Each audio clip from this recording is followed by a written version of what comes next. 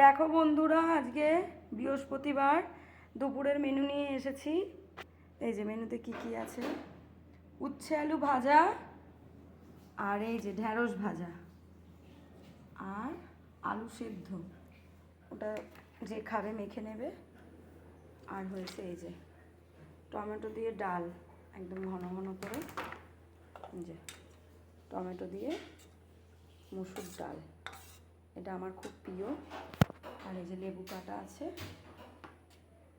আর হয়েছে আজকে ক্যাপসিকাম দিয়ে পনিরের লাল লাল ঝাল ঝাল করে পনিরের তরকারি।